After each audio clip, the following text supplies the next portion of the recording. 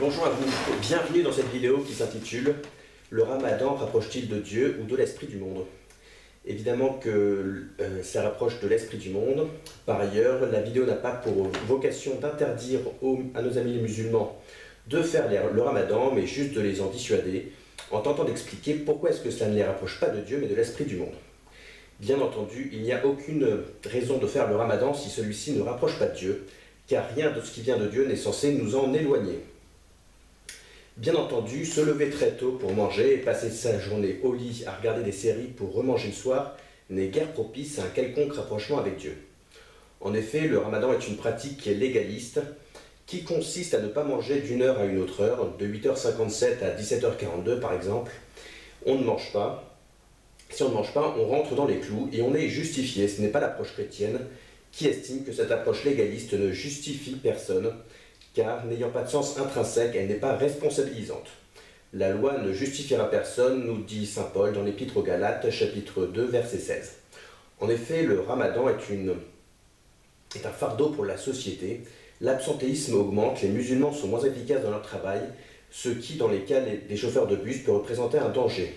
Et ils sont susceptibles d'être plus nerveux et plus susceptibles également d'être qu'à l'accoutumée, même si évidemment il y a des exceptions et tous ne sont pas plus nerveux. Pour les chrétiens, au contraire, Dieu a vocation à être une chance pour la société et l'homme. Aimer Dieu, c'est faire aimer Dieu. Dieu n'a en effet pas vocation à être l'occasion d'un spectacle, c'est ce que nous dit Jésus dans le chapitre 6 de l'évangile de saint Matthieu. Quand vous jeûnez, ne vous donnez pas un air sombre comme le font les hypocrites, ils prennent une mine défaite pour que les hommes voient bien qu'ils jeûnent. En vérité, je vous le dis, ils tiennent déjà leur récompense. Pour toi, quand tu jeûnes, parfume-toi la tête et lave ton visage pour que ton jeûne soit connu. Non des hommes, mais de ton Père qui est dans le secret, et ton Père qui le voit dans le secret te le rendra. Bref, le bien ne fait pas de bruit et le bruit ne fait pas de bien. C'est d'ailleurs la raison pour laquelle Jésus nous dit également dans l'évangile de Matthieu, chapitre 9, verset 13, que le jeûne n'est pas destiné à se pavaner. Ce que Dieu veut, ce n'est pas le sacrifice, mais la miséricorde. Au final, le Ramadan est davantage une opération de communication à caractère prosélyte et politique, où on recherche les honneurs, à se faire plaindre et admirer, à attirer l'attention sur soi pour raffermir le poids politique de l'islamité des sociétés et à imposer des mesures coercitives, éventuellement aux non-musulmans.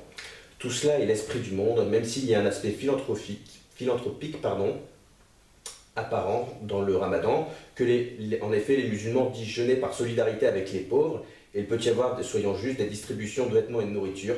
Malgré tout, l'essence de cette pratique du Ramadan est politique et rapproche davantage au final le Ramadan d'un site d'action, d'un téléthon à caractère religieux que du carême. En effet, l'esprit du carême, c'est d'imiter Jésus qui se retire au désert pour se distancer du monde dans lequel on vit et se remettre dans la perspective de valeurs éternelles qui ont une valeur intrinsèque et n'ont pas besoin d'être mises en scène à des fins politiques. C'est d'ailleurs ce que nous dit Jésus dans l'évangile de saint Jean, chapitre 18, verset 36. « Mon royaume n'est pas de ce monde. »